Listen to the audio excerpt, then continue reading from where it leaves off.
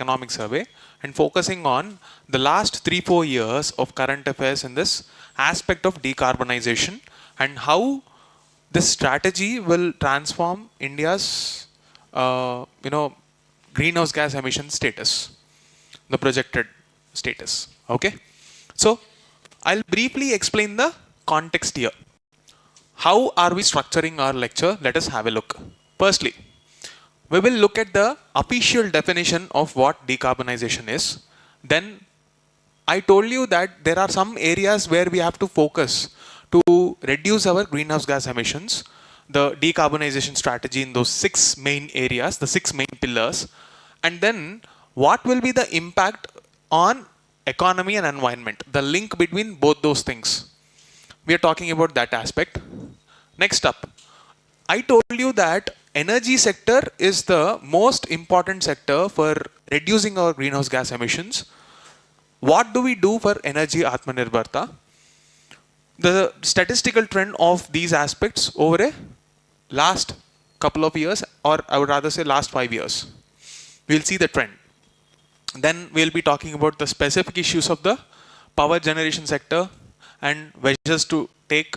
Then we'll be looking at the most contentious issue of ethanol blending. Last year, E20 compliant vehicles, the entire controversy around fuel mileage, that aspect we'll have a look. Then I told you the long-term low emissions developmental strategy. What are the other aspects? Then hydrogen mission. Steel sector. Why are we talking about steel? Steel is the backbone of our infrastructure sector. And in this context, you have to know the entire production process of steel and how to green the process. When I say green the process, what are the various steps involved and how do I reduce emissions at each of those steps? You have to focus on this aspect.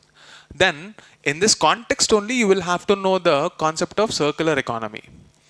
Circular economy is related to responsible consumption, which is one of the Sustainable Development Goals, SDG.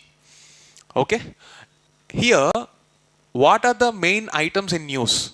Shipbreaking, vehicle scraping, steel scraping, right to repair, and also some other technologies which try to reduce the emissions, pollutants, PM 2.5, PM 5, PM 10, particulate matter basically. All those technologies. And one more end that we have to focus on is we are generating a lot of waste. How do you convert that waste into wealth through waste to energy technologies? Then we'll be looking at the topic of plastic waste, the associated technologies, and in 2023 the first announcement of the carbon market was made. What are the updates on that? We'll have a look. We'll try to see if we can cover these aspects also. If they're not covered, we'll probably look at it in the subsequent classes. All right? Okay, let's start. There are some more issues too, but I don't think we'll be able to cover all of them. We'll try whatever we can. Now, first things first. I told you that you have to mug up the targets per se. I usually mention very clearly that I don't expect you to mug up data. One exception as far as environment is concerned, it is this INDCs. Okay. What is the first NDC? After that, we have updated after the Glasgow summit. And what is the progress? What is the difference between the so-called Panchamrit strategy and the actual INDCs updated? Are they one and the same? If they are different, why? Observe that all of them will be given in the traditional magazines or anything. That when you're reading all those magazines or any source that you're referring, you can go through that. Okay? All right. Now, out of all these things, what I want you to focus more on is this creation of the carbon sink. One theme that is predominant in this overall larger umbrella topic of decarbonization is trying to move towards nature-based solutions as much as possible. What do you mean by nature-based solutions? Respecting the laws of nature. Okay. and mimicking those laws in our day-to-day technologies. That is one thing. Otherwise, a technocratic solution as opposed to a nature-based solution is something like cloud seeding, which goes against the laws of nature. Okay? So, technocratic solutions are expensive, whereas nature-based solutions are easy. In the Indian way of life, we have always had nature-based solutions. Sustainability was an inherent part of our lifestyle. Always. Whether it is in terms of material usage, architecture, or any building technology, or how we lived our life in general, every ritual had some element of sustainability. Okay? Even the shifting cultivation back then, in the earliest days of our history, they moved from one piece of land to another with a single intent. Nature takes time to replenish, right? So they wanted the soil to get replenished and came back to that site only after a predefined cycle. And if that is not happening, they usually saw something wrong with that site and they moved away from that site completely. So why aren't we replicating the same thing in present times? Is the main question. The answer to that question is we are living a very busy life. Our technologies are always tuned for instant gratification or instant solutions. And unfortunately, environment doesn't work like that. So, if India, like we discussed in economic survey yesterday, wants to take a developmental strategy that factors in environment, nature-based solutions, and land use change, this becomes a major developmental strategy as well as an environmental conservation strategy. This is underutilized. And given the fact that this exam is also for IFOS, okay, and one of the major objectives of the services IFOS would be to conserve forests and enhance this carbon sink, right? So this is one area we'll have to focus on. Apart from this, can you think of a even bigger carbon sink? Oceans. So marine health. Okay. This marine health as a concept, blue economy, should be sustainable. Okay. And similarly, when you're talking about forests, you are trying to increase the carbon sink, and this should be done with an objective to focus on the livelihoods of the tribals as well. Moving forward. What are the 6 areas of decarbonization strategy? Let's have a look one by one. Zero carbon electricity. What does this mean? What do you mean by zero carbon electricity? Take a guess. Zero carbon electricity refers to any process, net process, where the net emissions are zero. So it is believed that renewable energy will be that zero carbon electricity. But time and again we have seen the end usage of that electricity, let's say EVs. We have seen how it will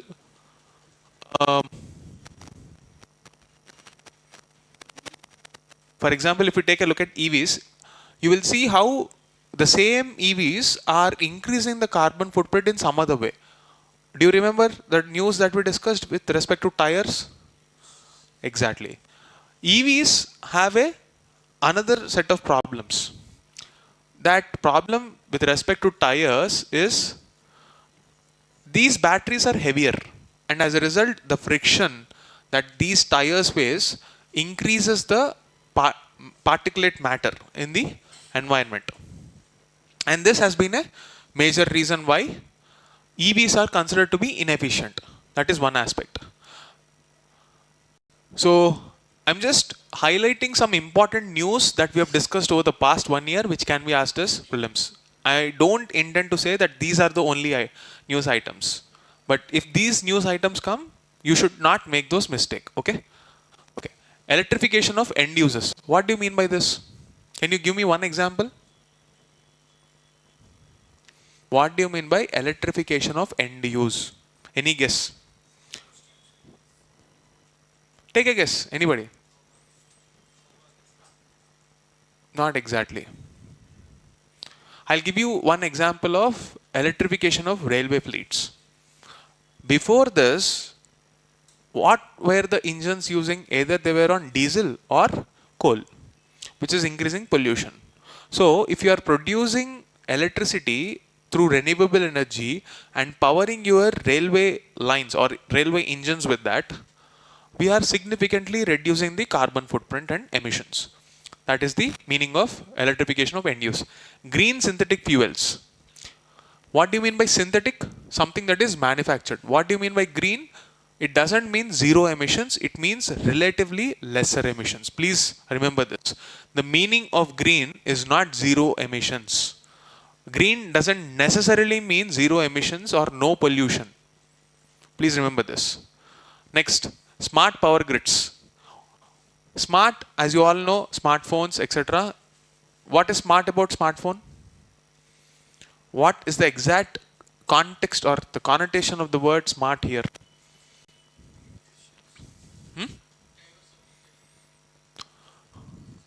What is the difference between a smartphone and dumb phone? Don't tell me touchscreen. Something else.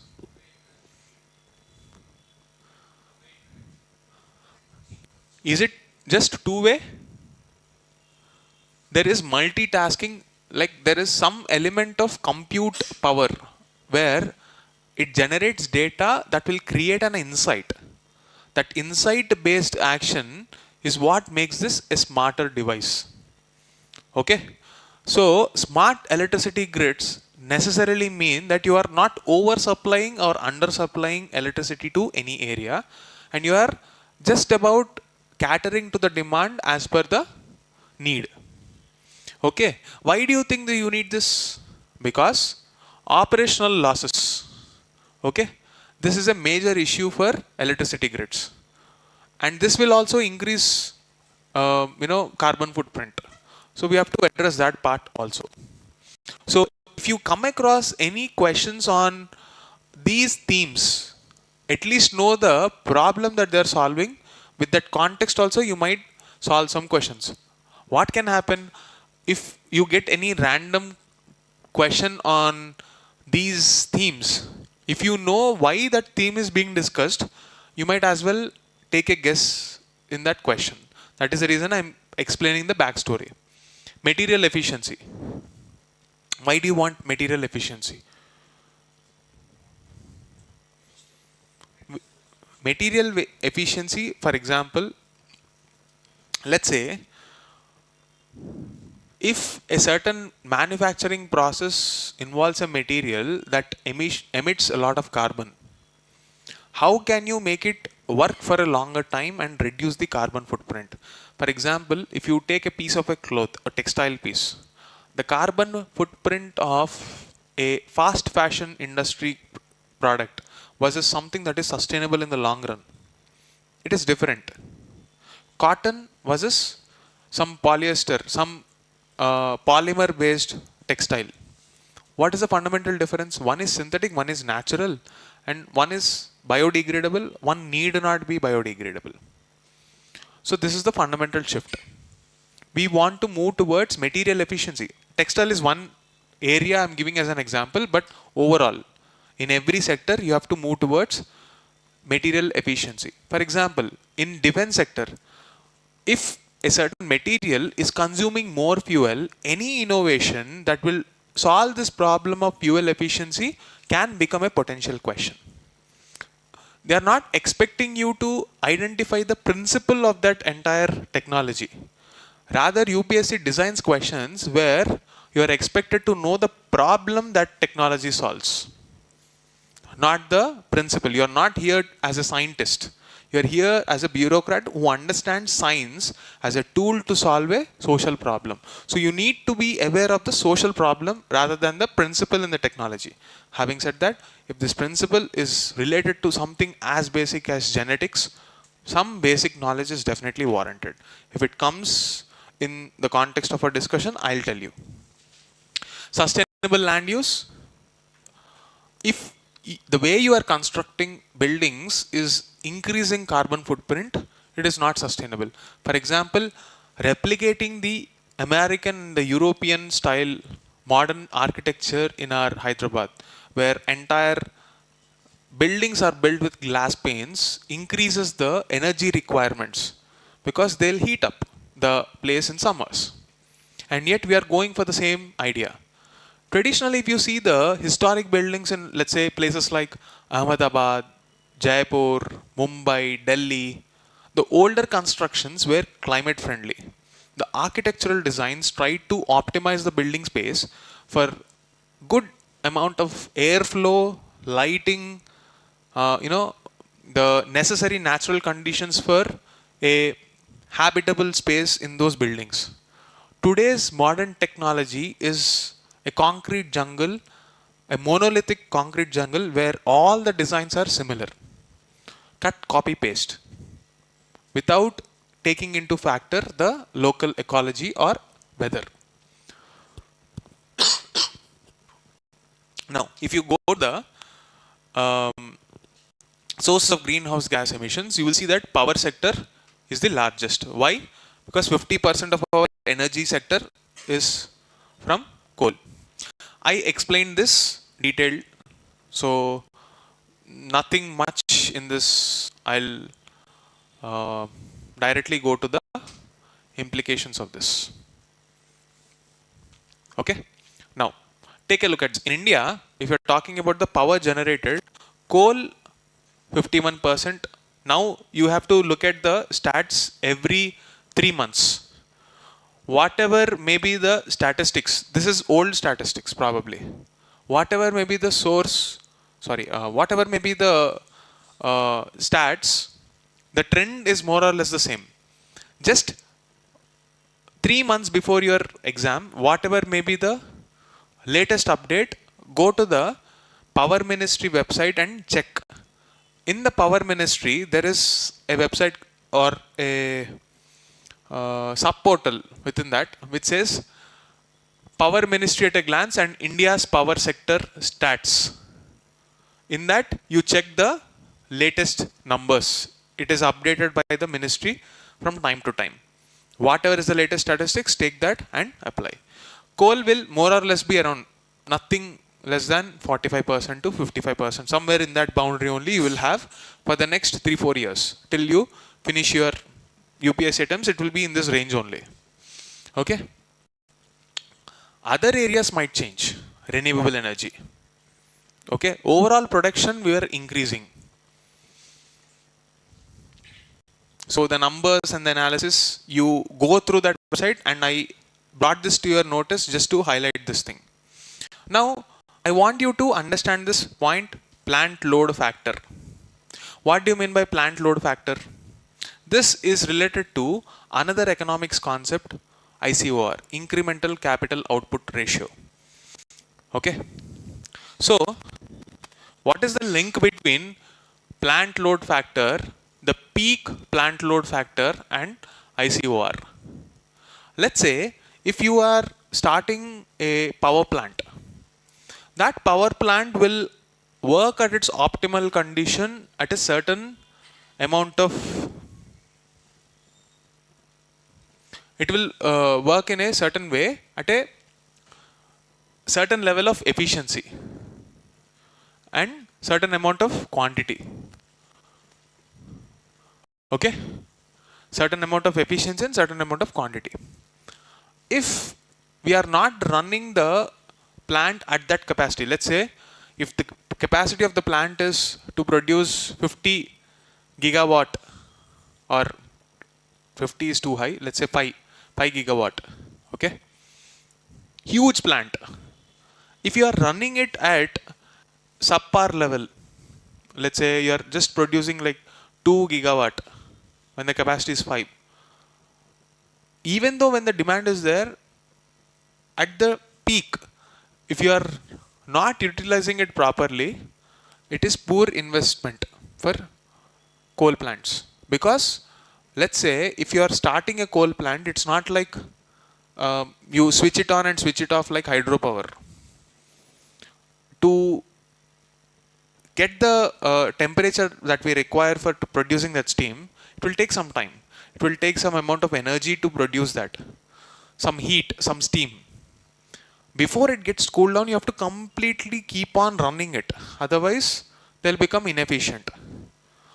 Over a period of time, once they reach this peak load factor, let's say somewhere around 7, 8 in the evening, both the commercial spaces would want electricity, houses would want electricity, factories want electricity, all the entertainment zones, peak demand will be there. If the plant is not able to capture that peak demand, that is also going to be a problem. Why am I explaining this peak load factor? It is relevant in two cases. One problem with the coal industry based power plants, thermal power plants now, is that unless and until they keep on hitting this PLF, they are not cost effective. Even if we invest additional capital into renewable energy, they can't handle this peak load. So we are again going back to this coal. The other alternative is hydropower. Hydropower is subject to the availability of water. So it is not reliable, equally uncertain, even for peak load. Then what is the other alternative? Nuclear. Nuclear, what is the power problem? Nuclear plants, the resistance from the civil society and the usual discomfort associated with it. So we are witnessing a shift in how power generation is seeing new trends now. India requires power. Accept it or not, we require power.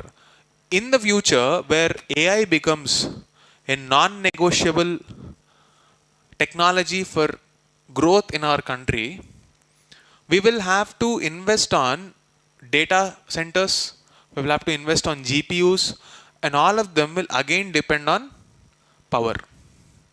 These are extremely energy intensive data centers. The existing capacity cannot handle them.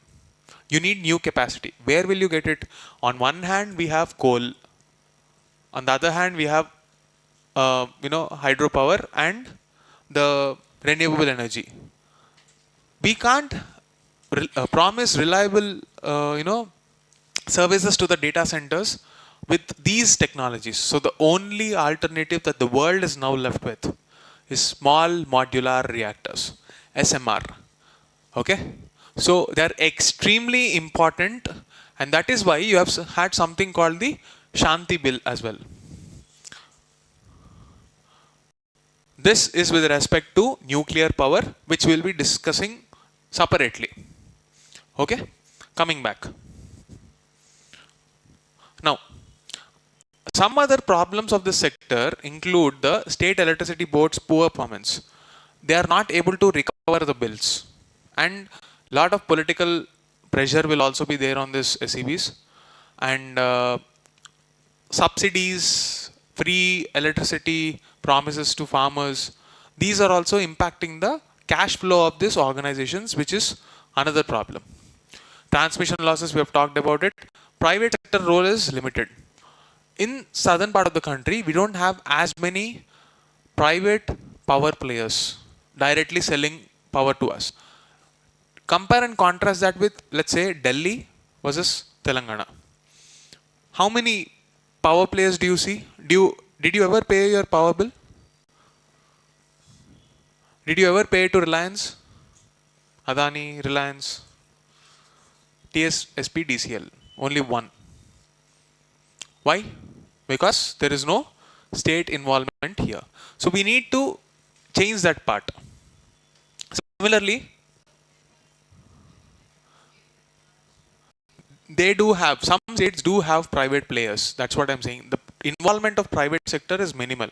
They would invest in those areas where they see a ROI. Power purchase agreements are honored. If you don't honor those power purchase agreements, you wouldn't see the role of private sector in this area. So that's one more problem that we have to address. So what are the measures to take for energy Atmanirbharta by 2040? This is something that is relevant in the context of mains. So I'll be skipping this part. Let's just go to the next aspect. Ethanol blending and decarbonization. What is the objective here? Why are we talking about ethanol? What is ethanol? How is it relevant in the decarbonization topic? Let's understand. What is ethanol, guys? How many of you are engineers? How many of you studied chemistry in your 10th class? You will have no other option. Everybody should raise your hands. What is alcohol? Not the one that you would like to have, but the one that you are discussing here. OH, hydroxyl group. Okay, I'll not get into the chemistry part, don't worry.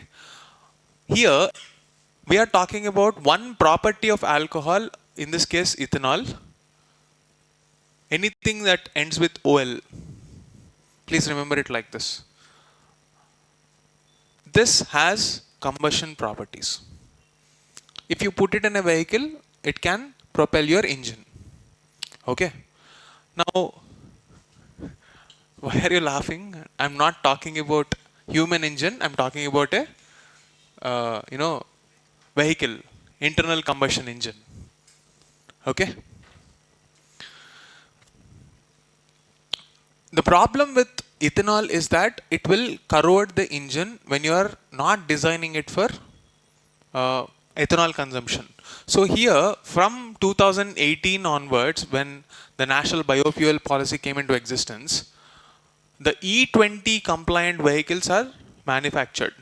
Now, ethanol blending percentage is continuously increasing, which is affecting the engines which are not designed for that situation.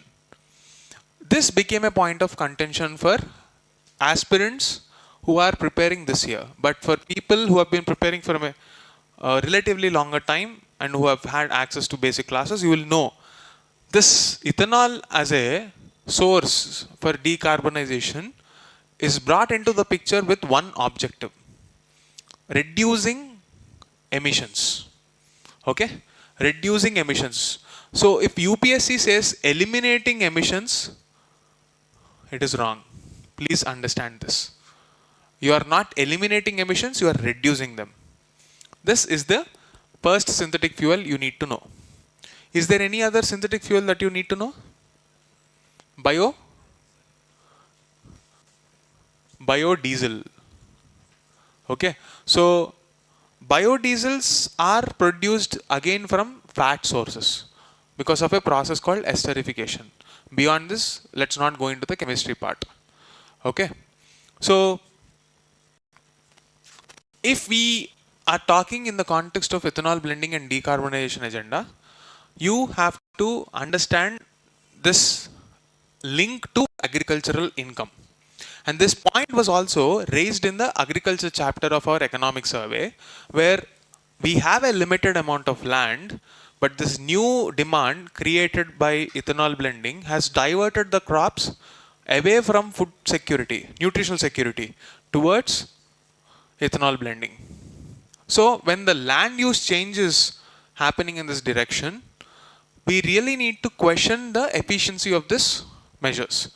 Only time will tell whether this is efficient or not. We do not have enough data at this point of time to make a comment. So moving forward, what sources will create this ethanol? How will you guess? What is the process of generating this ethanol as a biofuel? I'm not asking exact step-by-step process, but broadly speaking. Any carbohydrate source, or simply put, any polysaccharide source, chemistry part. Okay, monosaccharide or a polysaccharide. Saccharin is nothing but sugar. Anything that has this energy molecule or glucose molecule, sugar molecule, roughly put, if it is subjected to some chemical reaction, it will lead to this ethanol. Okay, that's all you need to remember. And if you are utilizing crops like sugarcane and maize because they have a higher calorific value, you are essentially diverting water guzzling crops to ethanol, which is a poor utilization of energy. Please remember this point. And it is not sustainable. Any option that says that this is a sustainable practice should not be accepted. But having said that, you are doing this at your own logic, but not, I don't know how UPSC will treat this. If this is, communicated as a sustainable practice in any official government document, I have not come across any such thing. But if there is any oversight, I do not want to take any responsibility for that. I'm asking your logic. Does it sound logical for you to imagine a water guzzling crop where there will be a lot of carbon footprint, taking it out, putting it in ethanol and saying this is sustainable practice because that ethanol is reducing emissions? I don't think so. It doesn't make any sense in the larger picture. But if it is marketed as a sustainable practice, and if it is asked as a question in the policy document, if you come across anything, you take your guess. I don't know how UPSC will design that. Okay. Of course, when we are dealing with the concept of external sector and the current account deficit, I will also be talking about the impact of this crude oil imports and how this will also have an impact on the state's exchequer when it comes to current account deficit. That part will be dealt later. So some articles regarding ethanol blending, etc. Nothing important. We already discussed all of them. Now, India, you know that the per capita emissions is pretty low. Overall, we might be the third largest emitter, but per capita it is very low. Despite this fact, we are still moving in the direction of low emission strategies because we have realized an economic as well as an environmental opportunity in this new sector. Okay, in the hitherto undeveloped sectors of our economy, instead of going in the old fossil fuel led technology model, we are moving towards cleaner fuels like hydrogen, ethanol blending, renewable energy, and we are trying to generate jobs in that sector. Okay, conservation as well as economic development moving forward. Why India wants to do this? What are the factors that are working in our favor? One is I said in our favor. I meant what are the factors that necessitate this transition? First thing is monsoon variability. Monsoon is keenly interlinked to our Indian economy because imagine a bad scenario, bad monsoon, crop goes for a toss, inflation will be very high, and food volatility can disturb monthly incomes of people in a country like ours. We have a very small risk threshold, so that monsoon variability cannot afford, to have a strategy that ignores climate change. We have to address that. So this is the first reason why we have to move towards climate resilience. Then urbanization and food security. We are witnessing population pressure concentrated in some areas, which warrants that in the event of increasing incomes, the behavioral patterns or the consumption patterns of the consumers are also changing. So there is more and more demand for higher yield. That's why we have to move towards this. Then urban heat. In this closed urban jungles and high pollution, it's obvious that in summers the heat island effect and the overall impact is pretty negative. To address that, we have to have this. Then agricultural adaptation. Yields are coming down in the event of climate change. If I'm not wrong, somewhere in 2019, the economic survey quoted exact figures. Like if 1 degree Celsius rise is seen in the average temperature of our country, wheat yield will come down by some X percentage. Just go back and have a check in the 2018-19 economic survey. Okay. So you can also check the latest statistics. One simple search will tell you. Anyway, similarly, our government came up with lifestyle for environment, which is an initiative meant for transforming the consumer behavior. Okay, we want to encourage behaviors of people where they shift towards sustainable practices. For this, what are the strategies? Resource utilization, low emission energy pathways, ethanol blending, increasing the number of electric vehicles. This is a strategy taken up by the government. Again, it has its own set of issues, but it is definitely moving away from GHGs. That is why they are talking about this. And finally, we are talking about energy efficiency. For example, consider old mopeds. Have you ever heard of a bike called Luna? Luna had, this bike had roughly, if I'm not wrong, 50 cc, 46 to 50 cc capacity. And it had a very thin 1.5 2-liter engine. Do you know the fuel economy of this bike back then? 8 to 10 kilometers. Benz car gives better mileage sometimes. So, fuel efficiency, energy efficiency is a common demand across every sector. Why do you expect higher prices for a 5-star AC when compared to a 3-star? Because in the longer run, they are meant to reduce your power consumption. Similarly, talk about green hydrogen. What problem is green hydrogen solving? They are taking the basic materials available. There are two aspects to this. When you're talking about hydrogen as a fuel source, there is natural hydrogen and manufactured hydrogen too. Both are two different processes which we have dealt in the current affair aspects in throughout our May to December series. We have covered this multiple times. I'll also probably give you the link of that older discussions. Go through that. So all these areas can be potential questions. Next up. When you're talking about the topic of hydrogen, one important area that you have to focus on is how is this so-called green fuel produced? The green in this green fuel depends on what source of energy you are using. If you are using coal plants to produce hydrogen, what's the point? So you'll obviously have to use something like solar, wind, or maybe renewable energy or hydropower. Okay, that is one aspect. Why is this not witnessing a surge? The initial cost of investment is pretty high. What is the cost? What is the cost involved? The cost involved is for electrolyzers. Okay, which is a component required for this production, and the cost of that is pretty high. You have to just note this point.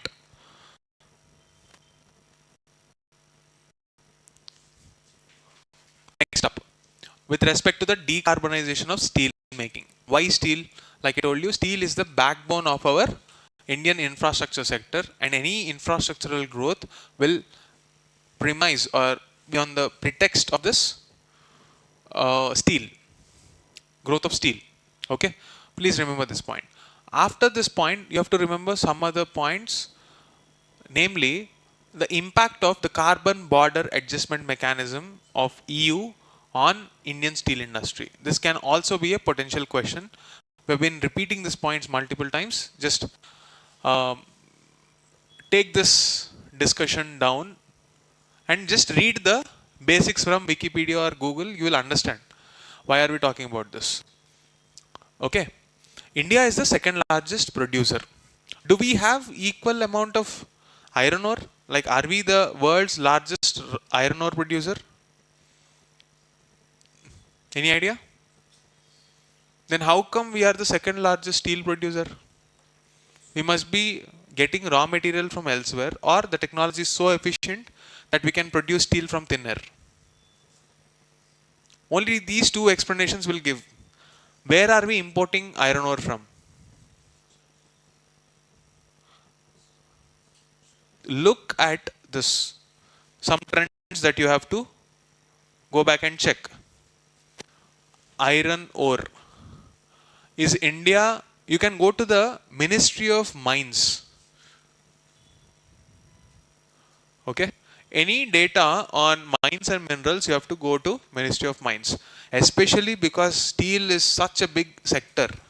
Not only from environmental conservation standpoint, but also it is one of the important core industries of Indian economy. It is a backbone of the infrastructure sector. So you cannot ignore the basics of the steel production. We also have the National Steel Policy, which aims to increase the quantity, per capita consumption of steel. What do you mean by the per capita consumption here? Okay, anyway, before we go to the National Steel Policy, quickly, the homework that you are expected to do. In India, where will you find iron ore? And why only there? This is one layer of the question you need to know.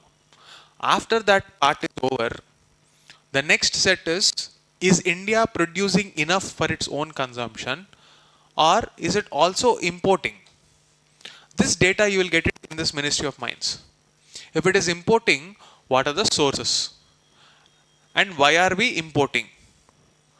In the production of steel, you also require coal. This coal quality, does India have it? If no, where are we producing it? Once you understand all of these basics, that is when you will understand that the coal is responsible for the pollution and the emissions created by the steel industry. And if we want to talk about green steel, we have to move away from the production process that premises itself on coal. So what will be the alternative sources? That is what green steel is all about. Now the National Steel Policy, after talking about the technology, we'll come to the economic angle of it. The National Steel Policy, which is a policy created by the government, intends to increase per capita consumption of steel. So one student asked me, how are we consuming steel? It's not like you're breaking down and eating it. Per capita consumption roughly means, if we talk about the amount of steel used in our infrastructure sector and divided by population, it gives a rough metric on how advanced our infrastructure sector is. At this present technology level, per capita consumption of steel is a proxy metric that shows the infrastructure sector development. So that is the reason why they're talking about it. So remember that point also. And Indian steel industry needs to be decarbonized because it is one of the largest polluting sector. Go back to your NCERTs. Where all do you find the steel plants? Why they are located there? In GS1 of your mains syllabus, there is one point, locational factors. Why do you find iron and steel industries near certain zones? That is a standard question. Also a mains PYQ. Please go back and revise that. Alright. So there are some statistics here which you need not remember because they keep on changing. The overall agenda is that we are producing more but consuming less. That stats and the status should change. This is the insight you need to remember. Okay. So one way to do this is, one, you have to produce new steel, or you can further reduce the steel consumption, the emissions in the steel consumption by recycling policy. From which all sectors can you recycle? These are the sectors. Shipbreaking industry. Which state has the largest shipbreaking industry in our Gujarat? Where is that? Alang. Yes. So Alang in Gujarat is the place where you will find shipbreaking industry, and also it is the place for one of the most unsafe working conditions for workers. Why is shipbreaking industry based there?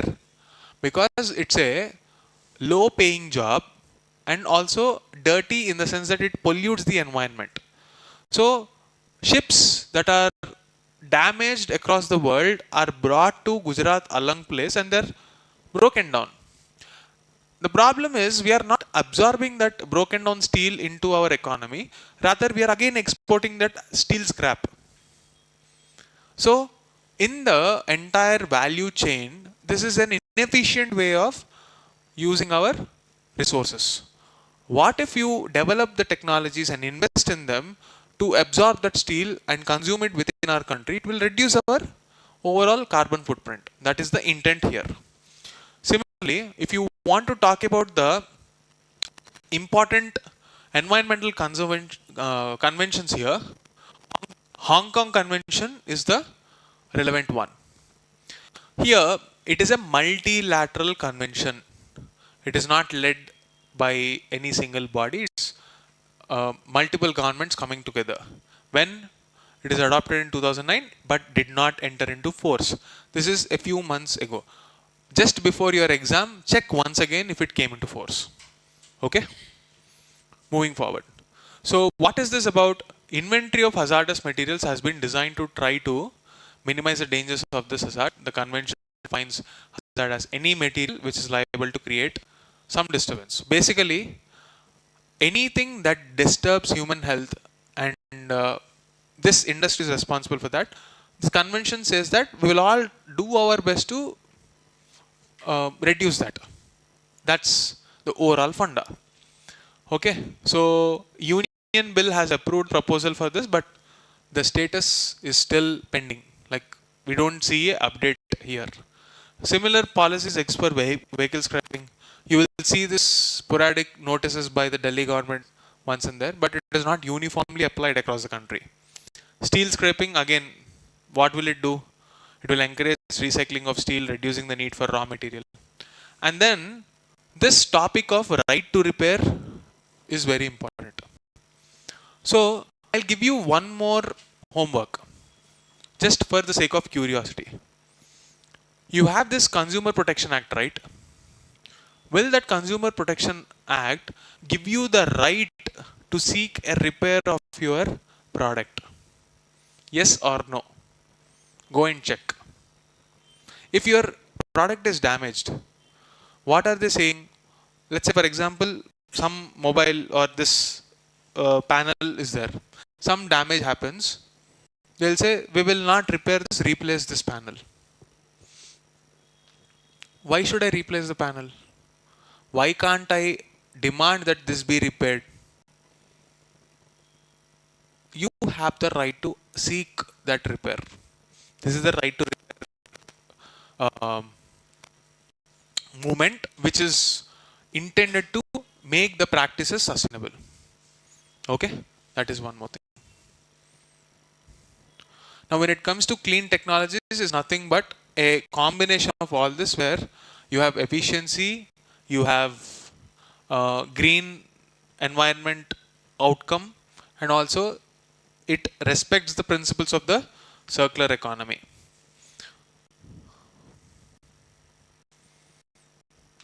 Yeah, I was talking about the nature-based solutions, right? There are many such articles like this, so you have to focus on those articles too. But gist of that will be explained in this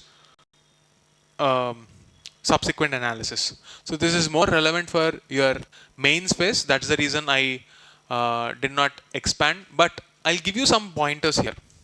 Humanity's ecological footprint is 64% larger than the Earth's area, and India's footprint is 160% more than its own area. What do you mean by this? What is the implication of the statement? Long story short, we are putting more burden on our Earth than it can take. Percentage is not important. The fact that the Earth is dealing with more than what it can handle at this moment needs to be respected, because if we don't, disaster prevalence will increase. Extreme climatic events will increase. This is the takeaway. So there is a concept of planetary boundaries. What do you mean by this? Is it like we are trying to see the edge of the world on a sphere? No, right? It's not like you go to one end and there will be dead end there and you will be staring at an abyss. No. Planetary boundary means that there are certain limits to how much nonsense our Earth can tolerate. The minute you breach that threshold, your Earth will be like, I'll show you your place. Either you will have an earthquake or a cyclone, or a disaster in terms of landslides, tsunamis, whatever, the equilibrium will be restored. This is the meaning of planetary boundaries.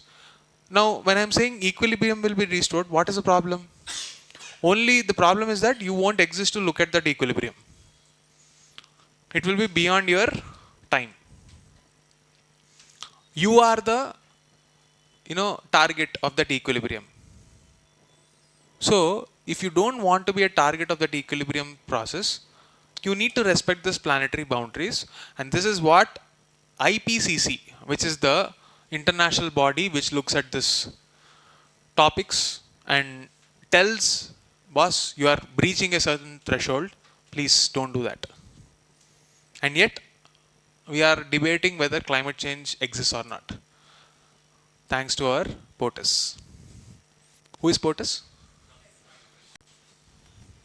Let that fact linger for a minute.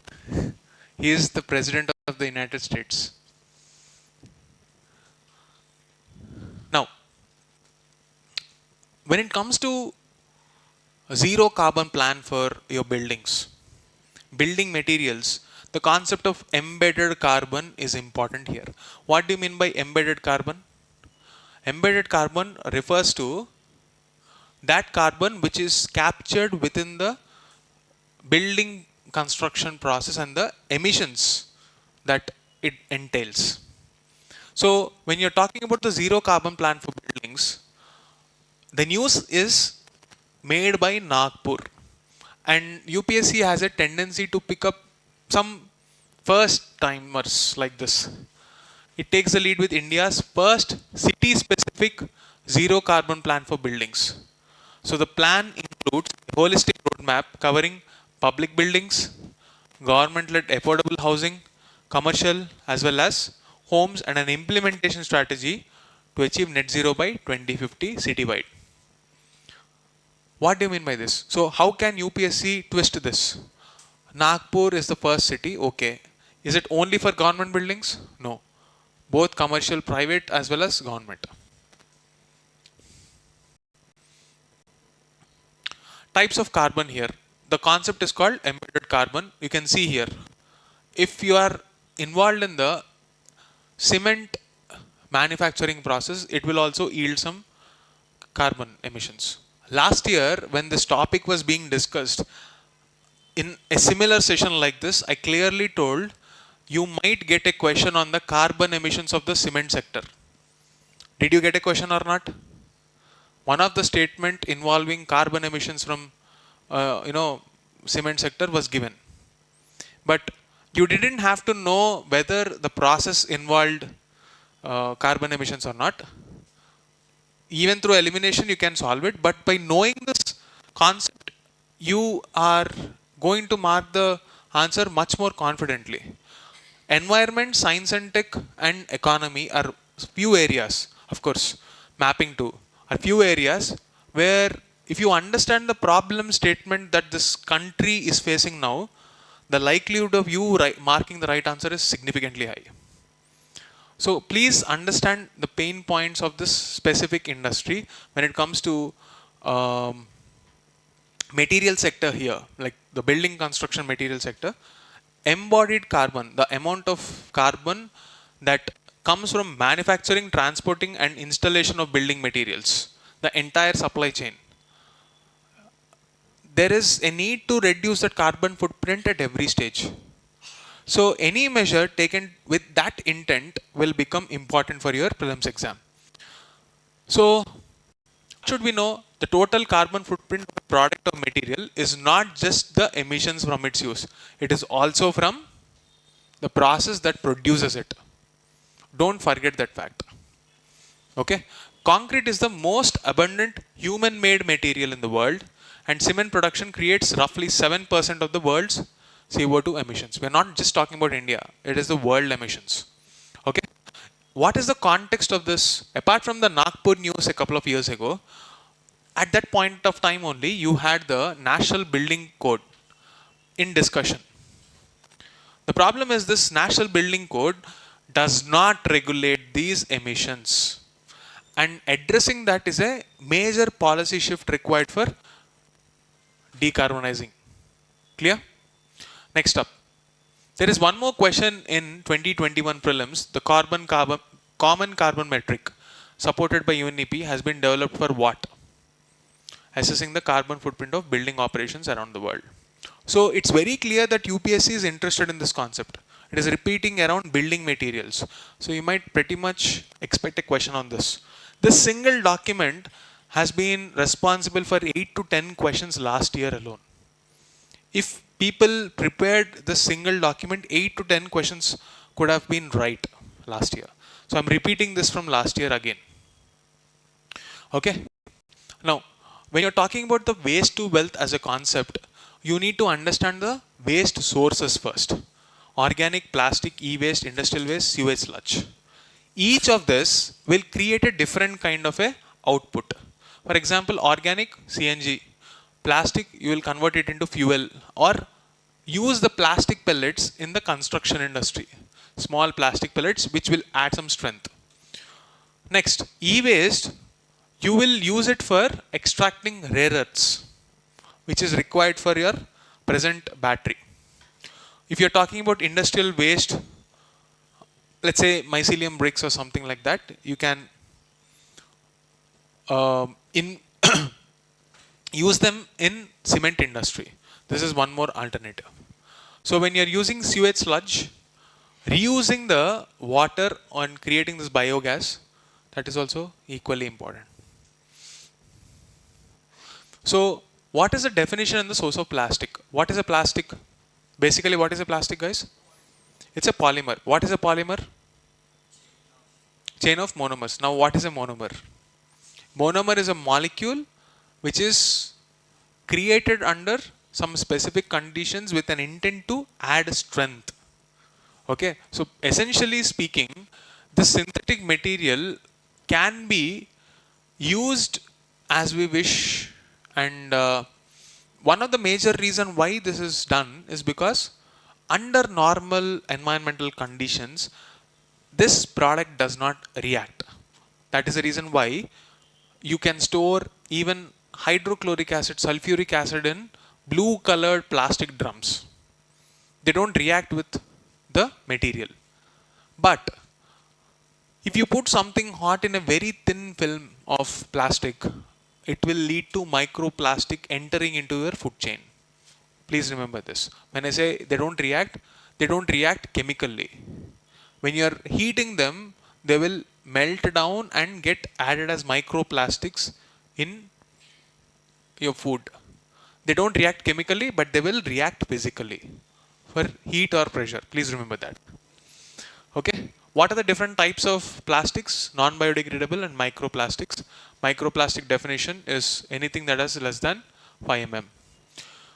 Here you can talk about BPA, which is basically a hormone disruptor. Any plastic industry chemical basically is a hormone disruptor, endocrine disruptor, which will impact your growth and which will impact your day-to-day functioning. In the longer run, exposure to this will be extremely harmful for the next generation. This point you need to remember. Endocrine disruptors, pollutants and endocrine disruptors. And endocrine disruptors. It's a very important theme for your UPSC prelims. If you get any question, expect, and if you don't know anything, you might think in these lines: endocrine disruption and chemical pollutants. Okay, here there is economic impact which you can ignore for prelims part. It is useful for mains, but now we're talking about some important technologies here. This will be the last thing. After this, we'll stop. Some tech-based waste to wealth strategies. Okay, the ICT, that is Institute of Chemical Technology, Mumbai, created this. And basically the technology involved is called CTL, catalytic thermal liquefaction. If you don't know what it is, you don't have to get into the specifics of it. But what is the advantage that this process has? Low energy input, no need for high temperature. It is basically something that you can mount on vehicles, and the cost is very low. Simply put, we have something called poly urja, which is a low cost solution for our plastic waste problem. That is what you need to know. Low cost solution. This is a series of initiatives taken for your plastic waste.